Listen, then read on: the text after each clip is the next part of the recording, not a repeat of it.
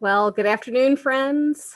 We are back to talk a little bit more about Mark's gospel, and I hope you have been um, enjoying this time during Lent to read Mark's gospel, but I hope it's also been very enlightening and fulfilling for you to take this journey through the gospel to look at the life of Jesus and to look at all the things that we see unfolding in the course of Mark's story of Jesus. Today, we're really focusing on chapters 6 and 7. So we really kind of start the story today with Jesus returning to his hometown. That's where we're really going to start this story. He's gone back to Nazareth and has gone to the synagogue on the Sabbath to begin to teach. We know that throughout Mark's gospel, we see Jesus returning to these synagogues and places where he is able to teach and share. And we find out that the hometown crowd is a kind of hard crowd for Jesus. They want to know, where did this man get all this? Who is this guy anyhow? Is this not the carpenter, the son of Mary and brother of James and Joseph and Judas and Simon, and are not his sisters here with us? And they took offense that Jesus, the hometown guy, had come back and was teaching in the synagogue. And Jesus says to them, prophets are not without honor except in their own hometown and among their own kin and in their own house. And something really important that Jesus says here, he could do no deed of power except that he laid his hands on a few sick people and cured them. And Jesus was amazed at the unbelief of the folks in the hometown. Now, if you're reading chapter 6, you know that what immediately follows this text, what immediately follows the rejection in Nazareth.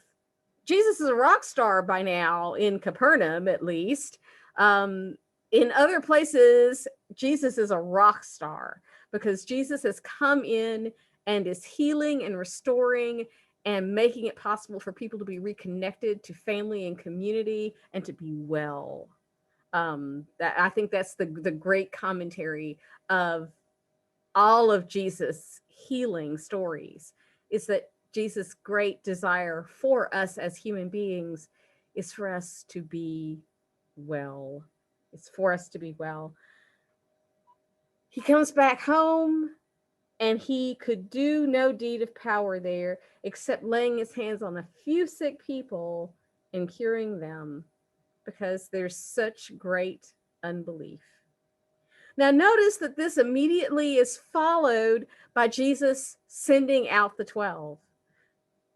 What a thing to follow. All this rejection, all this can do no deeds of power, but then Jesus sends out the 12 and tells them that they have authority over the unclean spirits. They can go out and do what Jesus does. They're empowered to go out and do what Jesus does. Not to take anything with them. Don't take money. Don't take 2 tunics. Go as you are because you don't need anything different. What a message for us as human beings. We don't need anything special to do the work of Jesus. Nothing special is required. We need to go and be ourselves and show God's love in the world.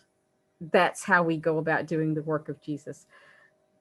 So go, he tells the 12, go, I'm giving you authority, go and do and heal and introduce to people the love of God. And they go out and they cast out demons and they anoint and cure sick people. And so for a split second here, the 12 realize we can do it. We can do it. I want to skip ahead for just a second because one of the other things that's included in chapter 6 that we do have to talk about is the feeding of the 5,000. This is the single miracle that is recounted by all 4 of our gospel writers. There's only one miracle that's recounted by everyone, And the feeding of the 5,000 is that miracle. People have come to hear Jesus. They've come in search of healing and wholeness and the words that they can hold on to that will make a difference in their lives. They've come seeking. They come, they seek. Jesus looks at them and realizes they've got to be hungry, and looks at the 12 and says, feed them. You give them something to eat. Feed them. And the same disciples who could go out and cast out demons and heal and do all the things that they could do suddenly realize doubt. They experience doubt. We can't do this. 5 loaves and 2 fish. We can't do this. But of course, in Jesus' hands, 5 loaves and 2 fish are enough to feed the multitude with much left over. The striking note that the disciples in that moment can't believe that they too could call upon God and be able to feed this multitude. We step back because what's happened in the midst of all of this is that Herodias, the wife of Herod, wants John the Baptizer dead. She wants his head. And her daughter has come in to dance for Herod. And he's so pleased by her daughter's beautiful, wonderful dancing. He says, what can I give you? What can I do? And she asks her mother, what should I ask for? What should I ask for? He's asking what I want. And she's the head of John the Baptizer. And that is what happens. And after that, the 12 have returned from going out and healing and casting out demons to tell Jesus what they have been able to do. And Jesus says, now that we've done all of this, now that all of this has happened, it's time to come away to a deserted place. Time to rest. Because after we have spent ourselves that way, it is time to rest. We end chapter 6 with a couple of things. One, with Jesus walking toward the disciples on the Sea of Galilee. They don't recognize him.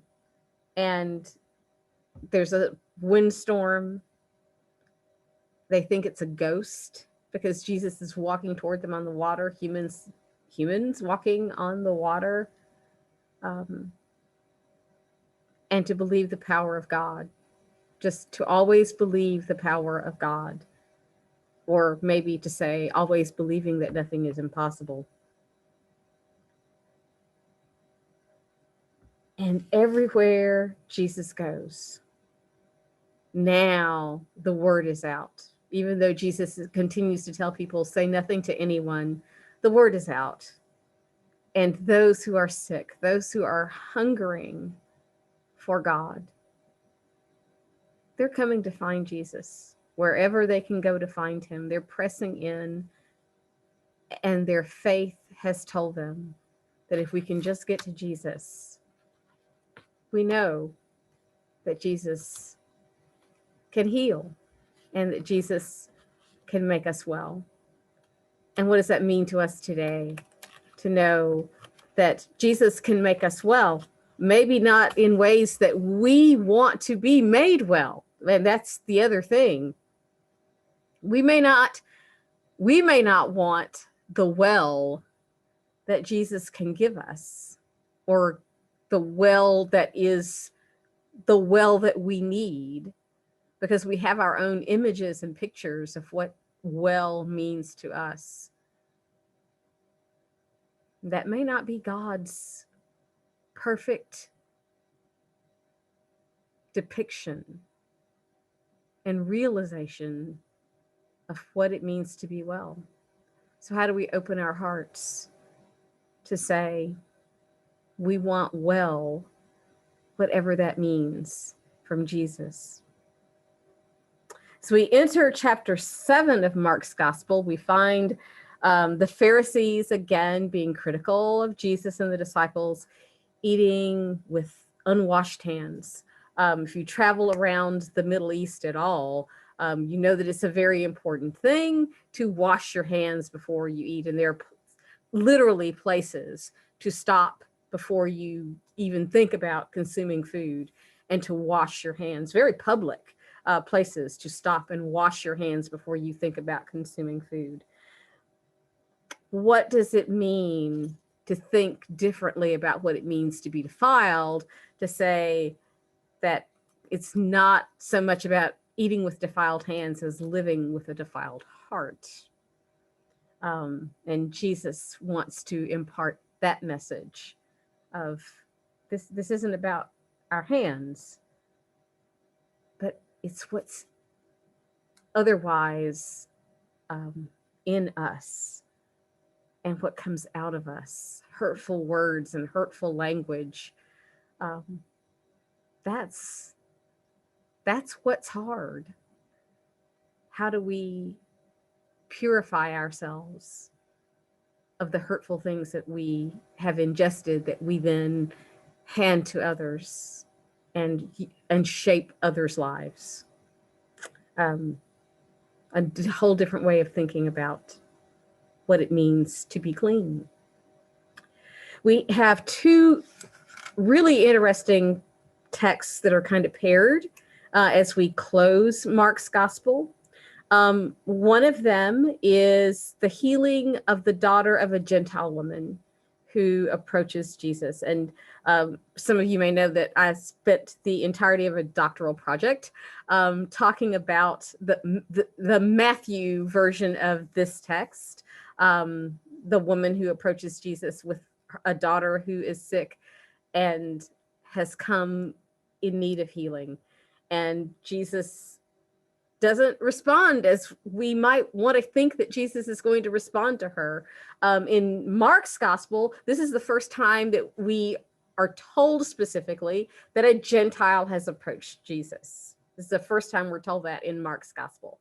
And she comes to Jesus and says, please take this demon that's from my daughter. The daughter's not with her. The daughter is at home, obviously.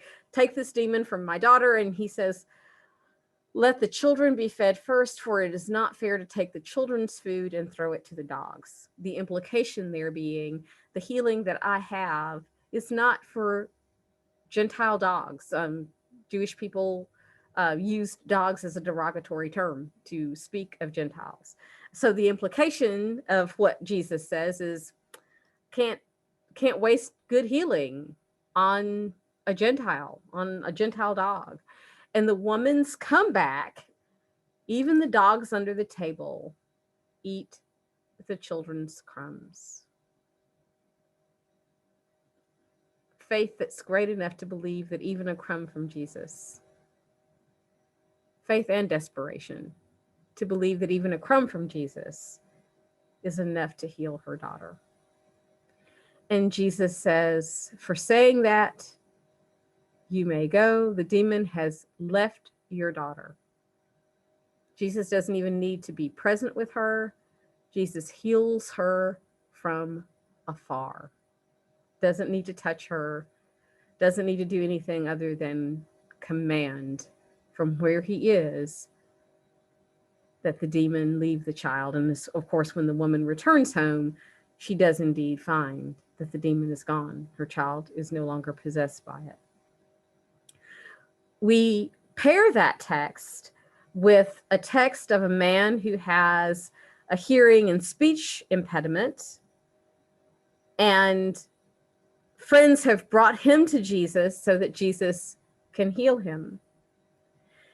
And we have this really interesting little sequence here that Jesus takes the man aside, away from the friends who have brought him, and puts his fingers in his ears and spits and touches his tongue and then says, be opened, so that this man who is unable to speak clearly will be able to speak. And suddenly his ears were opened, his tongue was released, he could speak plainly. And Jesus says, as frequently we see in Mark's gospel, don't tell anybody. Don't tell anybody I did this. So what an interesting pairing of texts. A woman comes to Jesus and says, please heal my daughter. She doesn't have to be there. Jesus doesn't have to touch her. Jesus doesn't have to spit, put fingers on her, put hands on her, has to do nothing. She is healed from afar. And then this man is brought to Jesus, and Jesus is doing all this stuff. Then we stand back and go, well, why is Jesus doing all that? Because clearly Jesus doesn't have to do all that. Is there a commentary on the man's faith? That the man might not believe that Jesus could actually heal him, that his ears could be opened, that his tongue could be released. If Jesus doesn't touch him, for him to know, Jesus actually laid a hand on me, because this woman has come to him in her desperation saying, even your crumbs, Lord, even your crumbs are enough. Really interesting pairing of texts, and certainly something for us to think about. Are there moments that we might be more like the man, and maybe we need Jesus to touch us, maybe we need to be whacked over the head with something so that we can know that Jesus is acting? But can we learn the faith of this woman to recognize that even the tiniest bit of healing from Jesus is more than enough? So I thank you for tuning in. We'll start up next time with chapter 8. And I do hope that you are finding this time to be a wonderful time with God and a rewarding time with God to study Mark's Gospel during Lent. Blessings to you all.